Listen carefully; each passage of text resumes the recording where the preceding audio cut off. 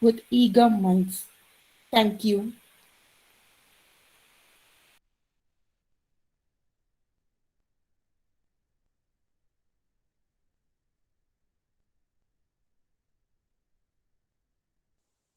Thank you, Abhiram. Now I request our principal, Dr. P. Ramya ma'am, to speak few words about this webinar. I welcome you, ma'am. Thank you, ma'am. First of all, it's a great pleasure for me to join the webinar organized by the Department of Biotechnology. So, a department that has got wide opportunities in the recent scenario, that too in a situation of pandemic, a department that helps to find solution to many problems related to diseases and health issues. So, we are happy that we are having such a department in our institution. And on behalf of our management, I would like to appreciate the efforts of the department for arranging such a webinar. And the topic of the day is antigen processing and presentation. So, I think students will be aware of all these antigen and antibodies. I think the resource person of today's day, Dr. Miteshar, is going to give a brief information about antigen processing. I think it will be a very useful 1 hour session for the students of biotechnology. So, on behalf of our management, it's my pleasure to welcome our resource person, Dr. Miteshar from Gujarat, sir. And thanks a lot for accepting our invitation and also for sparing your valuable time for the betterment of the student community, sir. So, it's a pleasure to welcome you, and I would like to wholeheartedly thank you for accepting the invitation, sir. I would also like to appreciate the efforts taken by the Department of Biotechnology. I would like to congratulate the faculty team members headed by Dr. Abdul sir and his team of faculty members for organizing such a webinar to be an eye opener for the students for the on the topic that is the need of the day. So it's my pleasure to congratulate the team of faculty members of biotechnology, and I would also like to um, appreciate the what to say. I would like to appreciate the students' contribution to the webinar, participation of the students' contribution to the webinar also. So at this outset, I would like to thank all the students for making their participation in this webinar, and I hope this program will be a great success. Thank you so much. Thanks for the opportunity given to me. Thank you. Thank you, ma'am. Now I would like to call Geeta from second MSc to give her short and sweet introduction about our resource person. I welcome you, Geeta. Thank you, ma'am. Very good morning to everyone. Once again, I welcome you all to the most amazing webinar on antigen processing and presentation. I, Geeta from 2nd MSc Biotechnology, is super excited to introduce our resource person, Dr. Mitish Kumar Dwivedi, Assistant Professor, CG Bhakta Institute of Biotechnology, Surat, Gujarat. Dr. Mitish Kumar Dwivedi did his MSc Microbiology in 2006 from University of Mysore and PhD from the MS University of Vadodara in 2013. Since 2014, Sir is serving as Assistant Professor at CG Bhakta Institute of Biotechnology in Yucca Tasadia University. Sir has published 51 research papers in reputed journals, written 14 book chapters, and also Sir is editor of 7 books.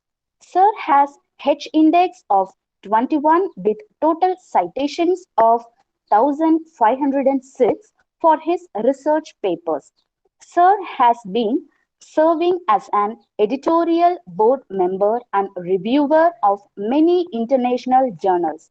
Sir has been honored with international as well as national awards for excellent research performance in DST SERB Early Career Research Award in 2018 with major research project of rupees 39 lakhs.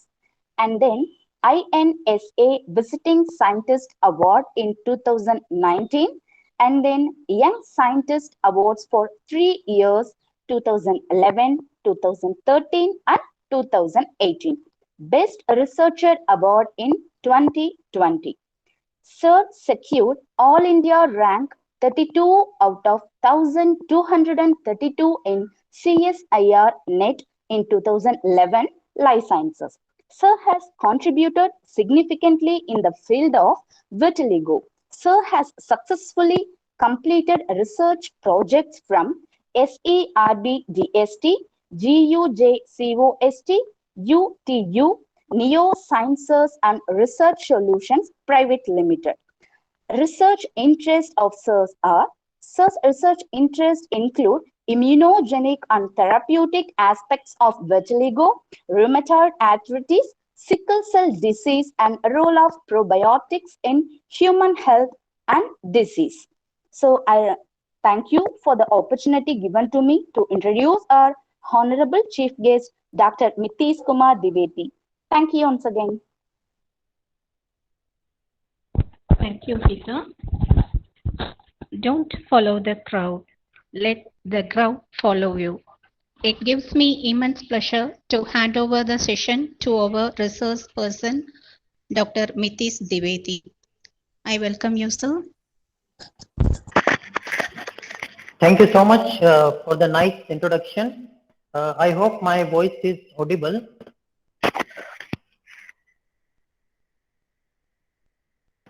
Hello, am I audible? Yes, sir, it's audible, sir. Yeah, sure.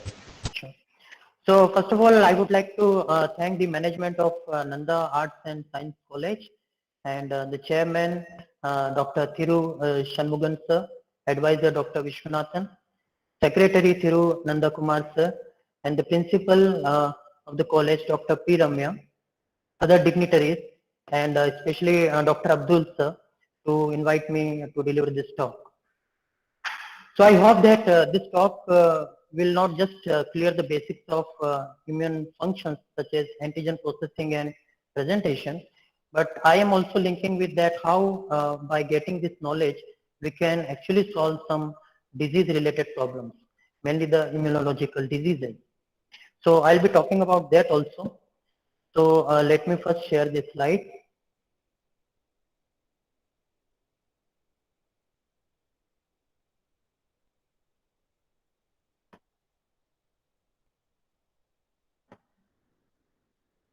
I think the slides are visible now.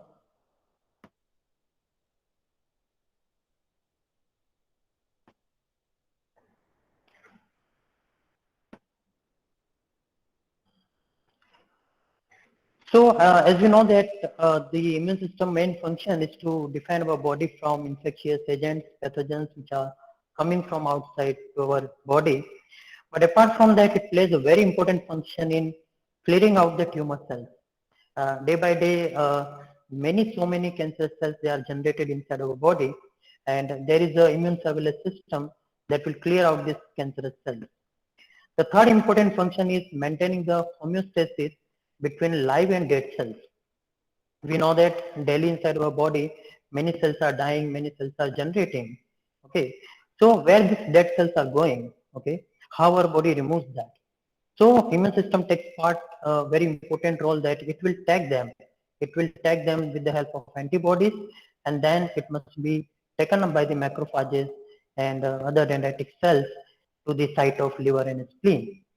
Now what I want to emphasize is here is that if this homeostasis is disturbed, okay, like let's say for an example, the dead cells, if they remain for quite long time in our body, it will prepare antigen antibody complexes, and this will give rise to an inappropriate immune response that is called as autoimmunity. So this concept of autoimmunity was first given by Paul Ehrlich. So what is that? Whenever our immune system gets hyperactivated, it is trying to damage our own cells and tissues. So what are the reasons for that? Why our immune system is trying to kill our own cells and tissues? So the main reason is that breaking down in our self-tolerance. Somehow the self-tolerance is compromised. Okay. So what is this self-tolerance? means our immune system actually tolerate our own antigens. Okay, it takes identity that yes, these are my antigens and I should not react against it. Okay, or I should not kill that particular our own body cells. But when there is a breach in this particular mechanism of self-tolerance, then the damage to the cells and tissue occurs. So let's first understand that what are the different reasons for that our immune system forgets to recognize our own cells. So the first major thing is sequestered antigens. Okay, so these are actually the hidden antigens which are sometimes released inside our body because our immune system has never recognized it. So it includes myelin basic protein, it includes your corneal eye protein. Okay, so they have been never been exposed to your immune system. Okay, so somehow accidentally if their release is there, then the T helper cell can get activated. Another major thing is that inappropriate MHC expression. I hope students are aware of major histocompatibility complex molecules. So there are three types: MHC class 1, class 2 and class 3. But MHC class 1 and class 2, they play a major role in antigen processing and presentation. Okay, so any defective expression of this MHC on our cells can lead to activation of immune cells like T helper cells. Another important aspect is that sometimes some pathogens, including bacteria, viruses, certain parasites, they share similar antigens which are found on our own cells. So that concept is known as molecular mimicry. I want to show you this slide. If you can see that there is a sequence of amino acid given here. So the blue portion actually matches with the viral protein to that of our protein present on the cells. So you see that for an example, the acetylcholine receptors of humans, it shares almost 60% of similarity with that of poliovirus viral protein 2. So what happens is that whenever we get infection of this type of pathogen, our immune system will not only try to clear out that infection, but it will also try to damage our cells which are containing this type of receptors or you can say proteins. So the ultimate result is that your T helper cells are getting activated. The T helper cells can activate cytotoxic T cells, and the cytotoxic T cells will then try to kill your own cells and tissues. T helper cell can also activate macrophages, and it can lead to the inflammation, and that can also lead to the tissue damage. T helper cell can also activate the B cells. That's how I call this T helper cell as manager cells. It controls each and every cell of your body by releasing the cytokines. So B cells then can get converted into plasma cells, and these antibodies are again towards the self antigens, which you call them as autoantigens. So this is for students that please remember that all nucleated cells of your body can have the ability to express MHC class 1 molecule. Here what you see here is that virus infected cell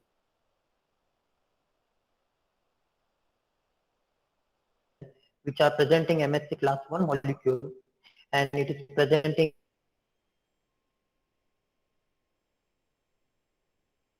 a viral peptide, the red color one. MHC class 1 molecules are always presented to the cytotoxic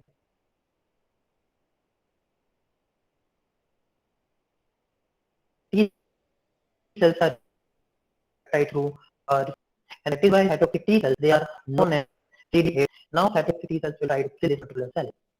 On the other hand, your antigen presenting cells, for example, macrophages, dendritic cells, they also possess MHC class 2 molecules through which they can present the antigens to only T helper cells. So I think this is the first event whenever any antigen comes inside your body.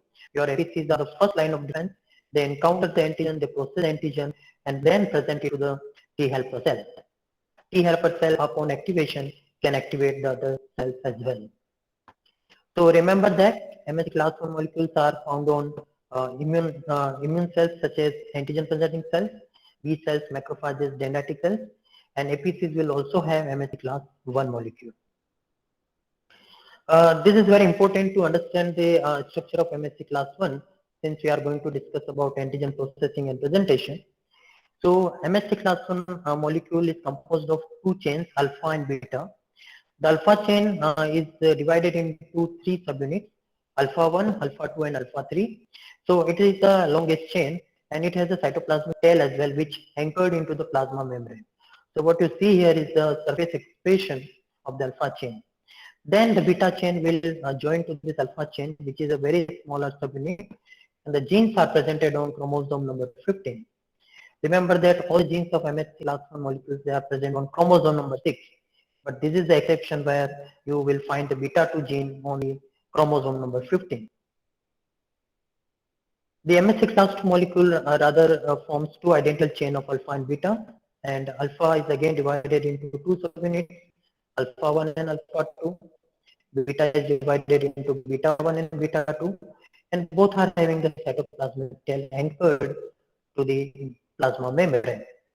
The structure which you see here, which is prepared by alpha 1 and beta 1, that is called as peptide binding cleft. So the process that is when it attains the sufficient size, then it will bind to at this particular groove. Let's understand the basic difference between antigen and immunogen. So antigen can be any substances which can have ability to react with the antibodies or T cell receptor. Majority of antigens are actually protein in nature, but carbohydrate, lipids, and nucleic acid can also serve as an antigen. Then what is an immunogen? Immunogens are antigens only, but they have capacity to induce a specific humoral or cellular response. So basically, immunogen is an antigen and immunogen. Okay. Now coming to the antigen processing.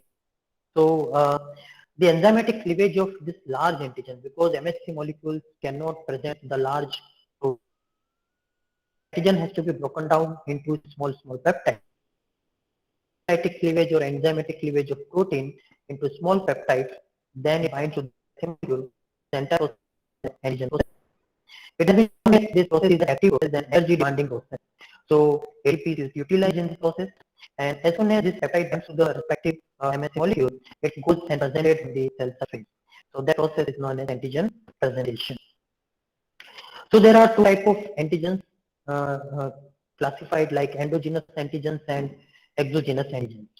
Endogenous antigens include our own cell antigens, intracellular proteins that can be termed as autoantigens. This can also include antigens of viruses. Okay, so we understood that okay, viruses they are coming from outside, so they must be exogenous antigens. But it is not the case, because the viruses, when they infect our cells, right, they become live and then they utilize the protein synthetic machinery of your cell. So basically your cell is synthesizing the proteins, viral proteins, and then it will present it to the different T cells. So these virus antigens, they can be considered under endogenous antigens. All altered antigens related to cancer or tumor antigens, they are also considered as endogenous antigens. So they are always presented by MHC class 1 molecules to the cytotoxic T cells. So there is one figure here shown here that how the virus infection in a cell will lead to the viral protein synthesis. So we can observe here is that viral mRNA is synthesized from the viral DNA, and then utilizing the host cell machinery ribosomes, the proteins of viruses are prepared. Then these proteins will be taken up by the MHC molecules and then presented on the cell surface. Coming to the exogenous antigens, so whatever infectious agents are there, whenever they come inside our body, the antigen presenting cells will engulf them and do the phagocytosis process. So all these antigens are termed as exogenous antigens. Always exogenous class 2 molecules by the APCs to the T helper cells. Since exogenous antigens they are residing in cytosol, okay, so when they will be processed in the cytoplasm, the pathway is known as cytosolic pathway. And the exogenous antigens are always processed and presented by endocytic pathway, because endosomes have the structure which take the proteins or antigens which are present in the outer environment, and then it will be taken up inside the cell. So the cytosolic pathway, and then we'll discuss the endocytic pathway. So there are four basic steps in the cytosolic pathway. First step is uptake of an antigen. So here actually uptake is not required because antigen is already present in the cytoplasm. Second is the degradation of the antigen. Then whatever antigen is there which has to be processed in the cytosolic pathway, they must undergo proteolytic cleavage in a specialized structure known as proteasomes. We will see in the detail the structure of proteasomes. Once the protein has been broken down into small peptides, then it will attach to the MHC molecule. So that step is called as antigen MHC complex formation, or you can call them as peptide MHC complex formation. Remember that only the size of the peptide 8 to 10 amino acids can attach to the MHC class 1 molecule. And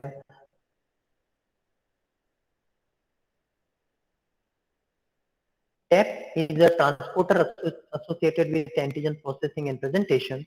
This molecule will help in transferring the peptide to the MHC. And the last step is presentation step, or you can say display of antigen with the help of MHC molecule.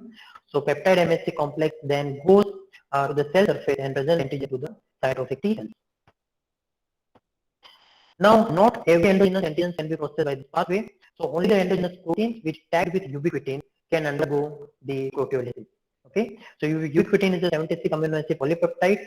When it binds to the protein or endogenous antigen, then only it is allowed to enter into the proteasome subunit.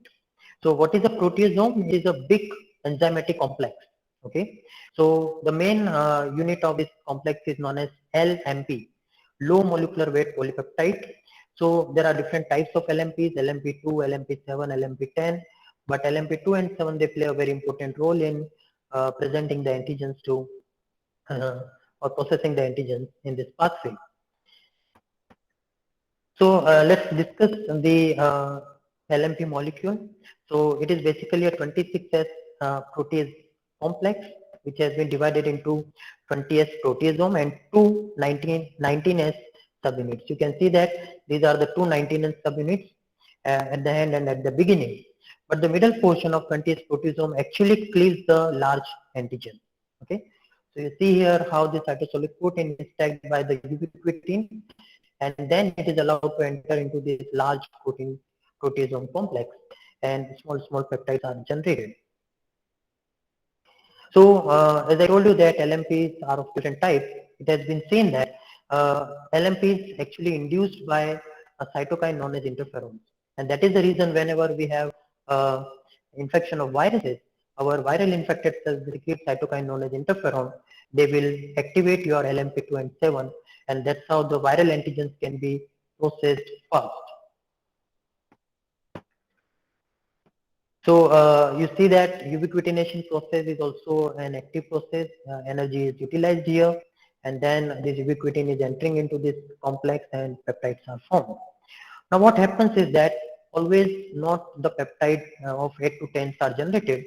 Some may be a little bit larger. Okay, so at least 15% of those peptides still need some trimming. Okay, so 1 or 2 amino acids are removed to get the appropriate size of the peptide. So this function will be done by your cytosolic proteases, which are only present in the cytoplasm. So that is the one aspect. What you see in this figure is that your protein is converted into small peptides. But the another story is also simultaneously going on in the rough endoplasmic reticulum. So this is the double membrane you can see here, which is of rough endoplasmic reticulum. So MHC molecule will be synthesized in this ER. So you see that first your MHC class 1 alpha chain is synthesized, the green color one. As soon as alpha chain is synthesized, calnexin will go and attach to it because it is very unstable. Calnexin also do one more function, that it will create a binding site for the beta 2 subunit. The small subunit which you see, you can look at the cursor. So this is the beta 2M. Okay. So once beta 2M binds to this alpha subunit, the quaternary structure of MHC1 is complete. Okay. So as soon as this quaternary structure is complete, then calreticulin and tapacin, these are two essential molecules which bind to either side of this MHC molecules, and thereby it forms a bridge, right, or the support it will provide to transfer the peptides by TAP molecule. Transporter associated with antigen processing are, there are two types of TAP molecule, TAP1 and TAP2. What you see here is as a pink color. So their function is to take the peptides which are generated in the cytoplasm and bring it to the peptide binding cleft here. So this step, they are only binding to 8 to 10 or maybe 8 to 15 amino acids, and then only it can be transferred to the peptides. So here you can see that calnexin, tepecin and calreticulin, all the three proteins are very important for peptide binding transfer. Now let's understand the entire pathway with this animation. You see here is a proteasome complex to which your large antigen is divided into small peptides.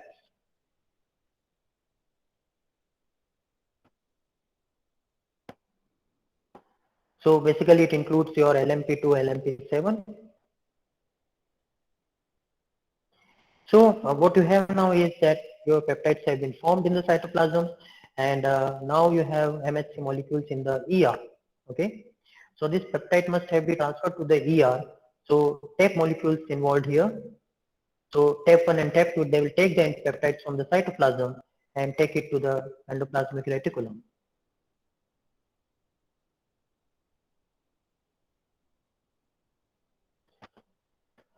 So you see that this is a synthesis of MHC class 1, alpha chain has been prepared, so calnexin will come and join to it. Then calnexin will be removed and beta 2M will join, so structure is complete. Then tepecin and calreticulin will come, and with the help of the TAP molecule, the peptide will be transferred to this particular peptide binding cleft. Sorry. Yeah. So you see that whatever the complete peptide MHC complex have been prepared here, they are ready to go to cell surface.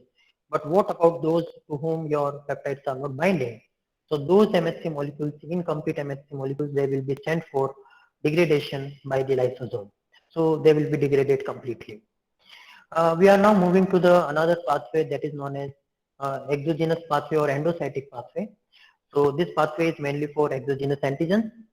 So any foreign antigens, pathogenic antigens which are engulfed by the antigen presenting cells will be processed by this pathway. So there are two types of antigen presenting cells, professional APCs and non-professional APCs. So professional APCs always present antigens. This includes macrophages, B cells, dendritic cells. But non-professional APCs, these are the APCs which are occasionally they are presenting the antigens. Okay, so it includes fibroblasts in the skin cells, glial cells in the brain, pancreatic beta cells have also been demonstrated to present the antigens. So here also you will have these 4 steps. So first there is an uptake of an exogenous antigen. So the cell or APC has to take the antigen inside. So for that you have 3 processes. It can take antigen by phagocytosis or by endocytosis or by pinocytosis. The second step is degradation of an antigen and transport of MHC class 2 molecule. So this will happen in a specialized compartment that is known as endolysosomes. The invariant chain plays a very important role. I will show you this thing in the figure, so there you can understand it better. So invariant chain is actually a particular protein which will bind to the MHC class 2 molecule, so that not a single endogenous antigen can bind to it, because we want that MHC class 2 only binds with exogenous antigens only. Once the degradation of the peptide and synthesis of MHC class 2 is complete, then you will have antigen MHC complex formation. So once this complex is formed, then it is ready to present on the cell surface. What is CLIP? I will make you understand in the later slides. Okay. So first let's understand what are the differences, basic differences between phagocytosis, pinocytosis and endocytosis. So the large solid particulate antigens, when they are engulfed and processed by APCs, this process is known as phagocytosis. It includes the complete bacterial cells, fragment of cells, etc. Pinocytosis happens when you have fluid-filled vesicles and the antigen is trapped inside those vesicles. So macropinocytosis has been seen to be done by mainly the dendritic cells. Endocytosis is uptake of any material into the cell by the membrane-bound vesicles. Okay, so endocytosis can be done for soluble as well as low levels of insoluble particle as well. So the receptor mediated endocytosis are mainly done by many cells. So you will have a receptor through which the antigen is binding, and then the entire thing has to be taken up inside in the structure known as endosome. So you see here that there is one antigen which is trapped inside the endosome. It has come inside the cell, and now it is ready to fuse with the lysosome, and peptide transfer will occur in the endolysosome complex, and then it will be presented on the cell surface. Now, in many cases of bacteria, you have many cells like macrophages and all, they will do this type of function. But B cells can also act as professional APCs because B cell has a receptor antibody. So through this receptor antibodies, they will bind to the antigen, and this antigen antibody complex entirely, it will be taken up inside.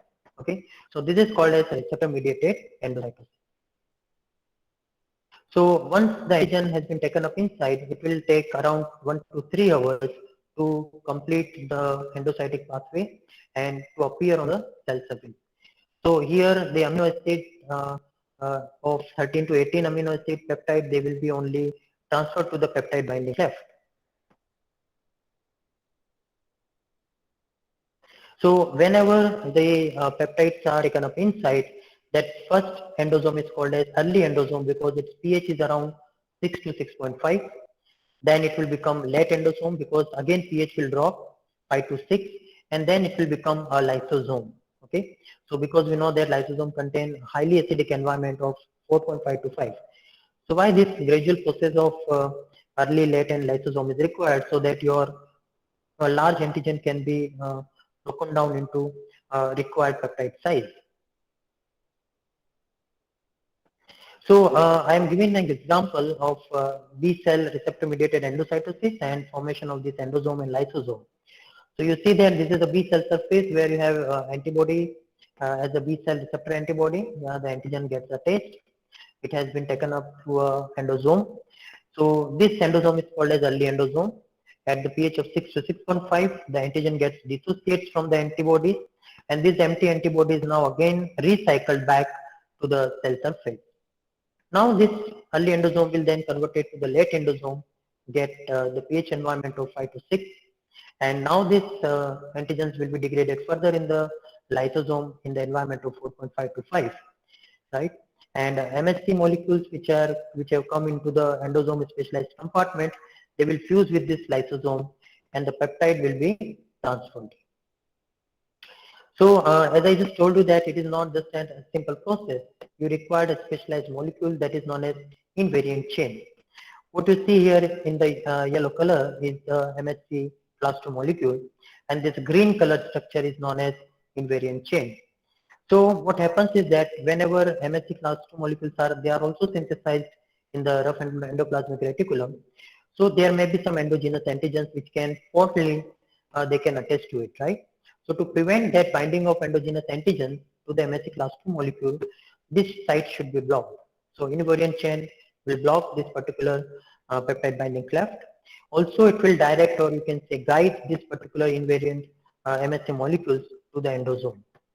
You see that further this invariant chain is being cleaved by the action of certain endosomal proteases enzyme, and still whatever small portion you will have in the peptide binding cleft, it is known as cleave.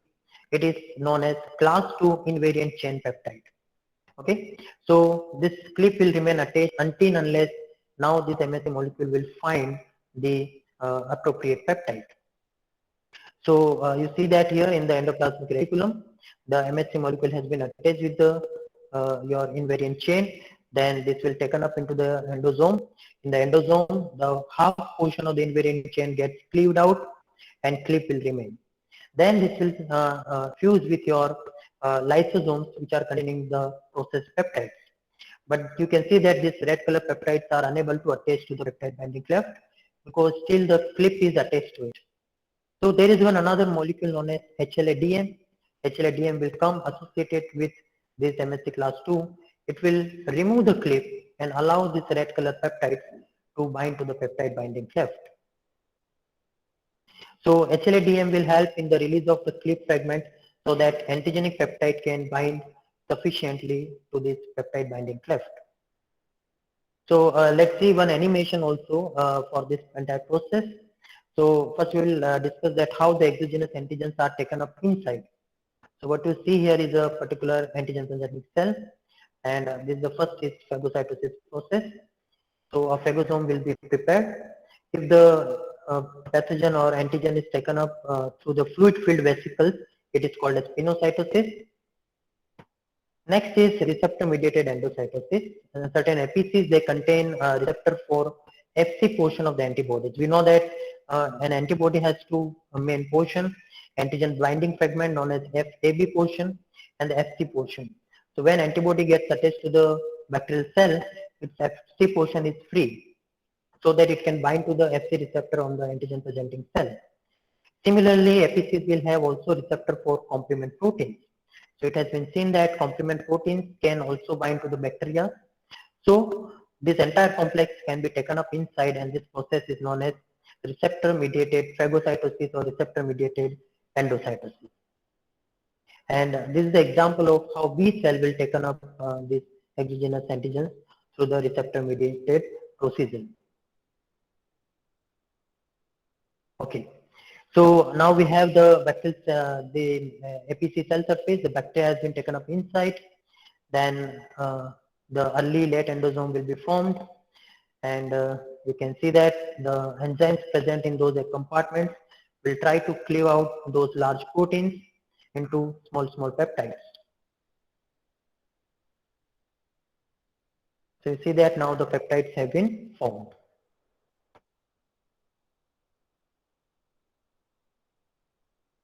Now simultaneously in the ER, you will have the synthesis of alpha and beta units of the MSC class 2 molecules, but peptide cannot bind to it because of the invariant chain has attached to it.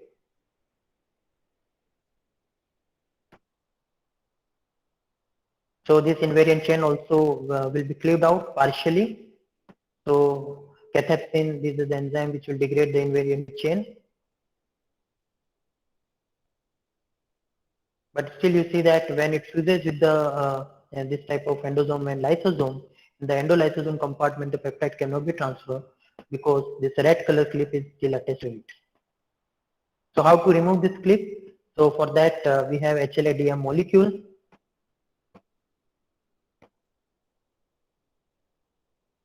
So HLA-DM will come here, it will remove the clip and it will add the sufficient peptide of 13 to 18 amino acid on the MSC class 2 molecule. So what happens to the other MSC class 2 which has not bound with the peptide or which may be empty or which may be having still the clip attached to it, right? So those will be sent for lysosomes for degradation. But the correct appropriate peptide MSC complex will be exported to the cell surface to present the antigen to the T helper cell.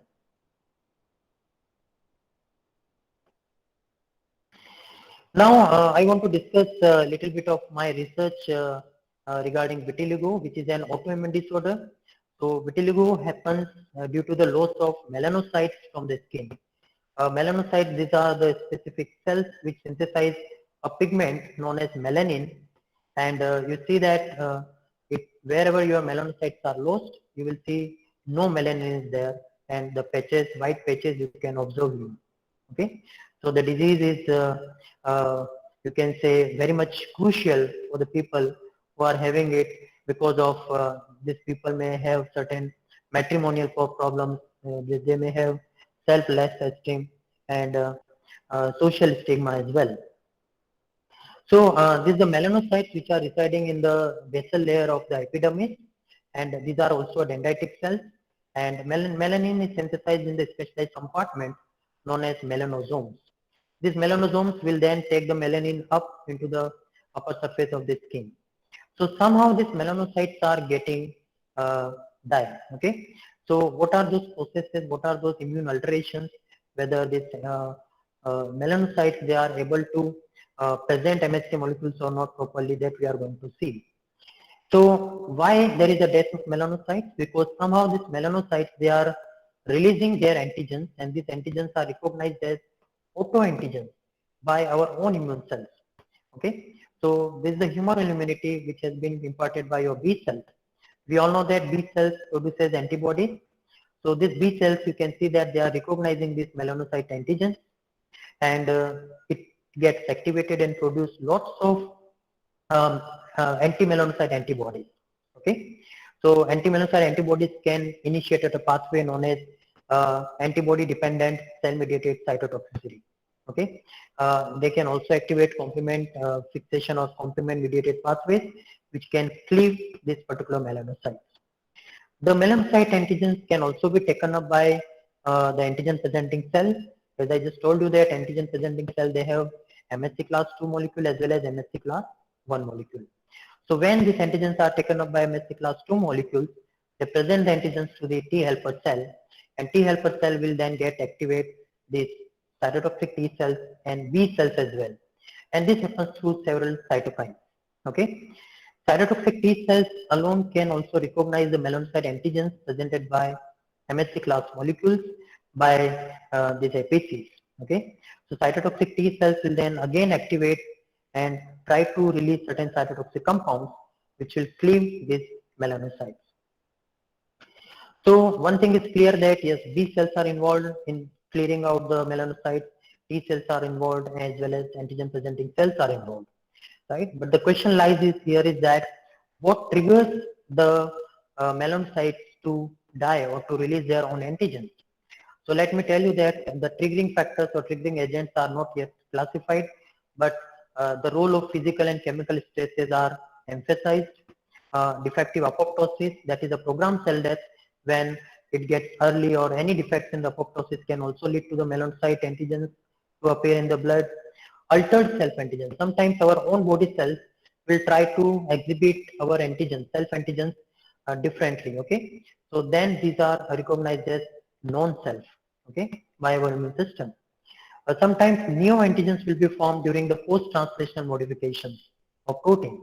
So that may also trigger this type of inappropriate immune response. And obviously heat shock proteins like HSP70 and all, they are very important to present the antigen by antigen presenting cells. So here in this figure, I am trying to show you that how melanocytes are releasing its antigens and what are these antigens. Okay, so you see that melanocytes, they interact with the Langerhans cells. So these Langerhans cells, they are present in the skin, right? So this communication will lead to the apoptosis of the melanocyte. So melanocyte apoptosis will release the melanocyte antigens like PMEL17, MART, tyrosine related protein 2, protein 1, and tyrosinase enzyme. These proteins are essentially involved in the melanogenesis process. Okay, but in research we have found out that they act as potential autoantigens, right? So these antigens will be taken up by dendritic cells. They present these antigens to the T helper cell. T helper cell can activate, you can say, B cells, and the B cells will release anti-melanocyte antibodies that will kill the melanocyte. T cells can also activate cytotoxic T cells with the help of interleukin 2 cytokines. These cytotoxic T cells can again directly kill the melanocytes. So this is the pathway at how autoantigens or the cells of melanocyte antigens, they can be reacted and destroyed by the immune cells. So these are some of the data of my lab that we have shown that anti-melanocyte antibody levels are quite high in vitiligo patient as compared to control. Okay, and there are two types of vitiligo known as generalized vitiligo and localized vitiligo. So we have seen that generalized vitiligo is more associated with high levels of anti-melanocyte antibodies, and it has been seen that in generalized vitiligo you will see more of autoimmunity. We have also checked the anti-melanocyte antibody depending upon the progression of the disease. So active vitiligo patients, those who have recent vitiligo, we found that anti-melanocyte antibodies are quite high. In the female patient, we have seen that these anti-melanocyte antibodies are quite high, and as well as in the early age of onset of the disease. So you see that the age of onset 1 to 20 years, you will find more of anti-melanocyte antibodies as compared to the late age of onset. Now, to determine whether this anti-cancer antibodies comes first or the other triggering agents they are coming first. So we did this experiment to show that there is an oxidative stress which is been you can say I think someone mic is on. Hello, someone mic is on. Yeah. So can you switch off? Yeah. Okay. So lipid peroxidation is a marker of oxidative stress. We have found that the patient who have recently developed vitiligo in the past 3 months, they exhibit lots of lipid peroxidation levels as compared to the late age of onset of patient. But the anti-cancer antibodies was found in late age of onset patient, but they are not found in much larger quantities in the less than 3 months. So this suggests that your oxidative stress comes first as a triggering agent, right? So that the melanocyte antigens are released and then anti-melanocyte antibodies are synthesized and their levels are rising. This table provides a list of certain melanocyte autoantigens against which antibodies and T cell receptors are reacting. So it includes tyrosinase related protein, female 17, it is also known as glycoprotein 100. You have MART1, melanocortin hormone receptors, SOX9 and SOX10. These are the proteins which are involved in the embryonic development. So all these have been suggested to be a potential autoantigen against which the autoimmunity develops. So almost 90% of the patient you will see that anti-melanocyte antibodies are there, and these antibodies are related to the IgG1 subclass 1, 2 and 3. The another important role of IgG antibody in addition to the ADCC is that IgG antibody can allow the increased expression of IKM1 molecule. Now this is known as intercellular addition molecule 1. So it makes close proximity to the T cell. So whenever this IKM1 is expressed in high amount on the melanocytes can get readily attached to the cell for the destruction. Also, IgG can lead to the increased production of interleukin. Reported that interferon gamma can actually induce IKM1 expression.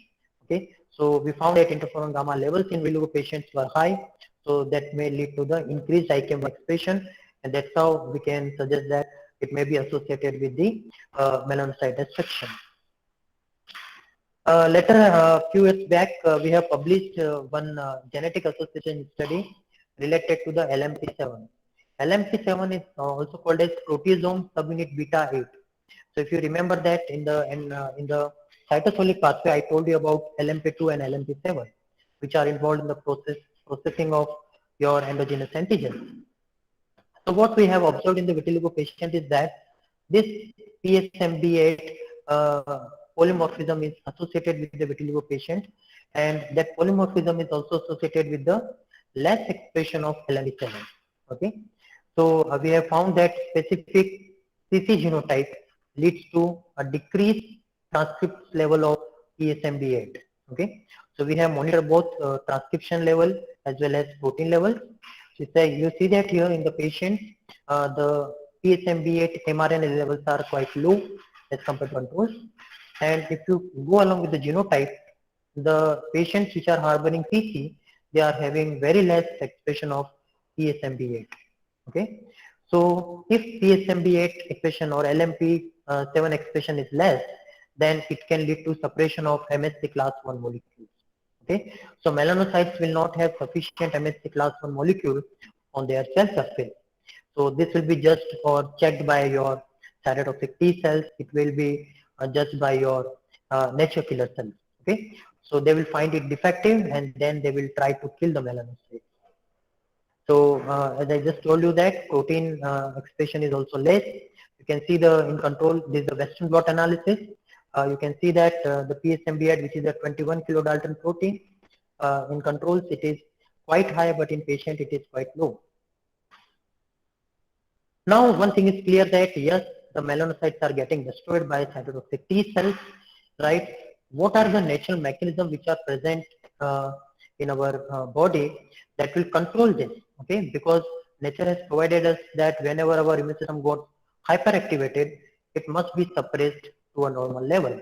So that suppression will be done by regulatory T cells. Okay, so in vitiligo patients, we have found that the regulatory T cells function and number is also decreased. So that's how you have unchecked cytotoxic T cells, which are continuously killing or destroying these melanocytes. So these melanocytes in cell culture will look like this long dendrites containing cell. So let's understand that how cytotoxic T cells, by which mechanism it will kill the melanocyte. So you see that cytotoxic T cells is recognizing the anti-melanocyte antigens, right, autoantigens. So cytotoxic T cells will now release granzymes and perforins. So perforins are actually the pore forming proteins. You see that these blue color structures, they are forming a channel of pores and through which the granzymes can be entered. Okay, so perforins will create pores and granzymes will follow it. Okay, once granzymes reaches into the cytoplasm, these granzymes will act as esterase enzymes. Okay, so granzymes will then activate the caspase pathway. So this is a program cell death pathway in which caspase enzyme plays a very important role. And those melanocytes which has caspases activated, they will undergo cell death. So this is how cytotoxic T cells will lead to the melanocyte cell death. NK cells also do surveillance of our each and every cell of our body. Okay, MHC molecules are not just important for humoral and cellular immunity or to present the antigen, but it also do self versus non-self recognition. Okay, MHC molecules are identity card of our cells. So whenever insufficient MHC expression is there or any structural defect is there in the MHC molecules, NK cells through its receptor known as KIR, that is killer cell immunoglobulin-like receptor, it will recognize those defects and it will kill those abnormal cells. What you see here in this picture is that this NK cell is recognizing these MHC molecules correctly, so that this is giving a negative signal inside that do not kill this normal cell. But when a cell is expressing very less MHC molecules, or let's say a defective MHC molecules, this KIR receptor cannot bind to the NK cell MHC, means it is not recognizing. So this will give a positive signal inside the NK cells, and NK cells will release cytotoxic compounds so that this type of abnormal cells will be killed. So as I told you that cytotoxicity or cytotoxic T cells must be checked, okay, but it is not the case in case of vitiligo, because in vitiligo what we found is that the regulatory T cells, which are characterized by the surface markers known as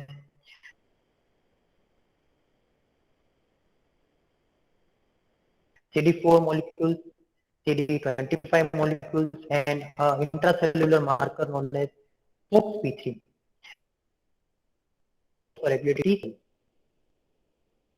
T cells are almost half as that of control.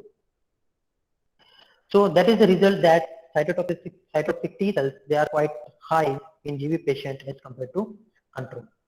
When we have seen this data according to the disease progression, we found that in active vitiligo patient also the regulatory T cells numbers are less as compared to the stable vitiligo. Okay, and CD8 T cells, cytotoxic T cells are quite high in active vitiligo patients. So one thing is clear that your Tregs are numbers are decreased, but there is functional defects also. Whatever Tregs are present in the vitiligo cells or in vitiligo, these Treg cells, they have functional defects in terms of releasing the immunosuppressive cytokines. For an example, interleukin 10, TGF beta. Okay, you have a FOXP3 which is also decreased in these patients. Cytotoxic T lymphocyte antigen 4 also it is being decreased. So what is a CTLA4? It is cytotoxic lymphocyte antigen 4 present on the T cell. Its main role is to do the T cell down regulation. So whenever there is a hyperactivation of T cells, CTLA4 molecules are synthesized and it will bind to the B7 molecules. That's how they engage the B7 molecules, so that B7 molecules cannot react against your CD28 molecules. Okay, and it cannot then activate the T cells. But what we have found that the CTLA4 expression in vitiligo patients, it is very less. So there is lots of binding of B7 molecules with the CD28, and there is a hyperimmune response towards the T cell activation. So we have proven this, that yes, your FOXP3 level is less, and another protein which is associated with that, nuclear factor of activated T cells. So this nuclear factor of activated T cells, they are also decreased, and actually FOXP3 makes a complex with NF-ATs, and then this complex leads to the expression of the cytokine gene. So what we have found out is that the cytokine genes are also less if you have less FOXP3 NF-AT complex formation, right? So we did this experiment that the regulatory T cells we have isolated from the patient along with the cytotoxic T cells and helper T cells. We have done the co-culture assay, and we found that there is high proliferation of your we can say autoreactive T cells, because your regulatory T cells are having defects in releasing the suppressive cytokine. We found that your interferon gamma, which is the inflammatory cytokine, it has been released more by the cytotoxic T cells, which can readily do the apoptosis in the melanocytes and can result into vitiligo. So this we have already published in experimental dermatology, that NF-ATC1 and FOXP3 plays a very important role in the functional defects of regulatory T cells in vitiligo. Now there is one study, animal model study, which suggests that if you use a vitiligo mouse model, and in this model if you transfer the functional regulatory T cells, right, the depigmentation rate in the mice, right, it decreases. Okay, so they have utilized this specific mice model known as H3TA2. So this mice model spontaneously generated autoreactive T cells, right, which identified tyrosinase as a autoantigen.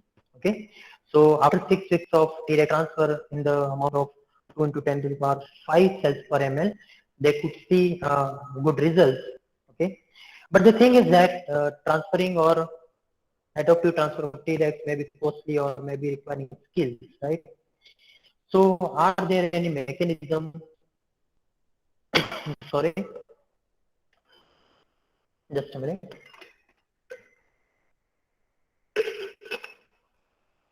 So are there any mechanism by which we can make this defective Tregs functional in the patient itself, right? Or maybe the differentiation of Tregs can be induced by some compounds. So a few years back, I proposed this idea of using probiotics and prebiotics.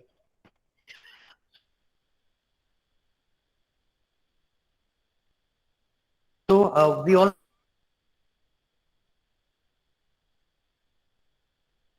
know that probiotics are the good bacteria. They also play a very important role in modulating our immune system. Okay, probiotic will inducing the Treg.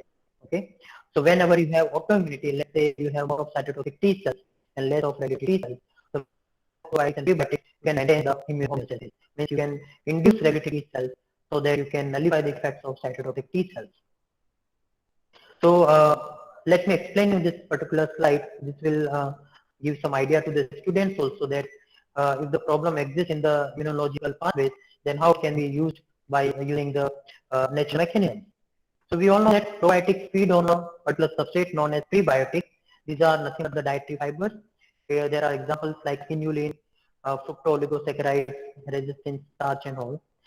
So once this probiotic feed on this prebiotics, they will release certain short chain fatty acids.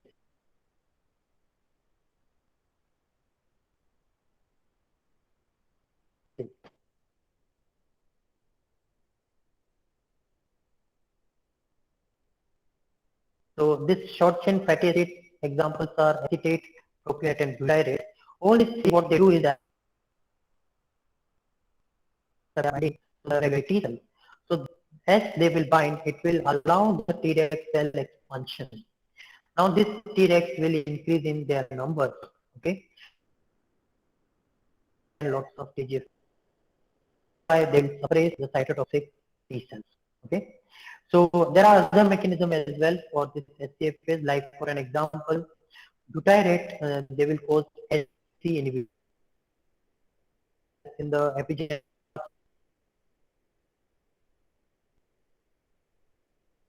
pathway.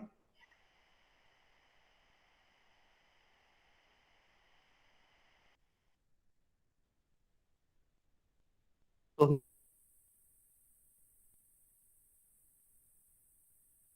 this is SGSC means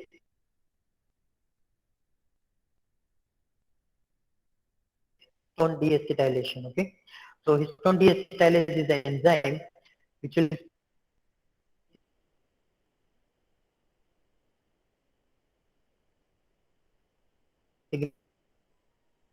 so it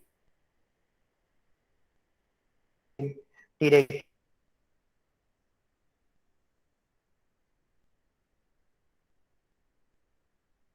electroglobulin inducer of your interleukin 10.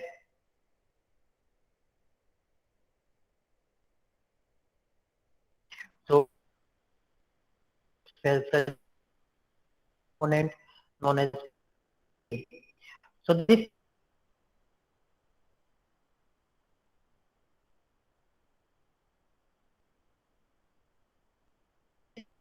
can help messages from melanocyte progression. So that in vitiligo patient, it can control to the melanocyte destruction. Okay. So I want to thank Sarb DSC to give me this project, and I also thank all vitiligo control patients. I thank our university, Ukatasaria University, for providing the infrastructure. And I especially thank Nanda Arts and Science College for giving me this opportunity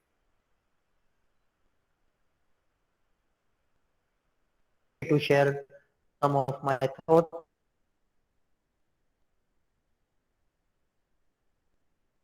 related to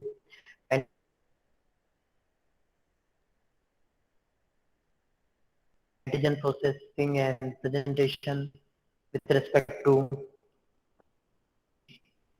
So I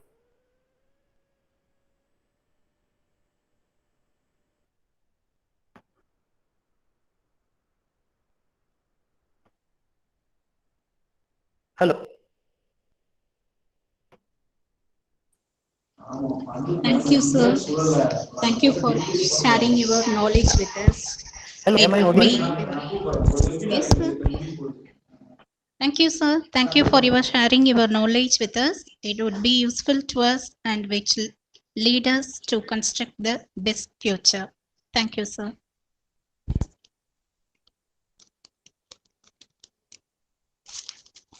Yeah. Dear students, if anyone had doubt, please clarify your doubts with our chief guests. Okay.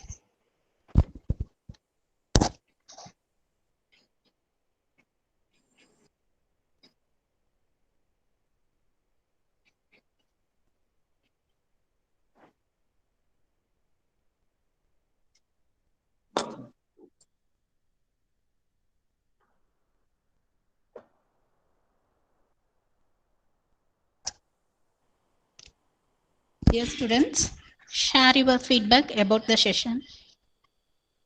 Good morning, sir.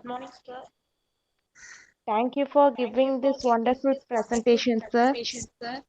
We have learned more information about this antigen processing and presentation, sir, by this webinar. You have discussed Yes. the articles regarding this, sir, that will give more information about this antigen presenting and processing, sir. Thank you for such a webinar, sir. Useful webinar, sir.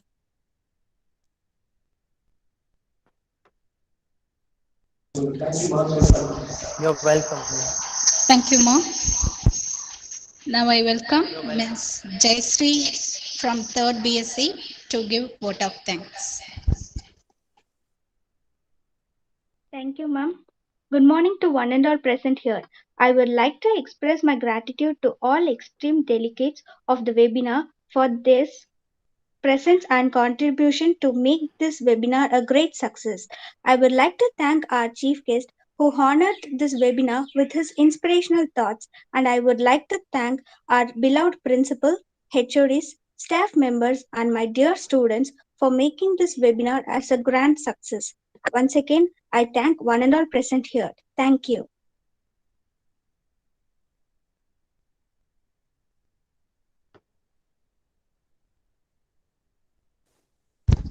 Thank you, ma'am. Thank you, sir. Thank you to all.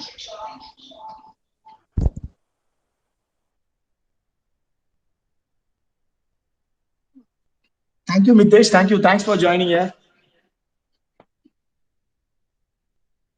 Mitesh, thanks for your wonderful webinar, man. Thanks for accepting our invitation. Thank you, man. Thanks for the wonderful webinar.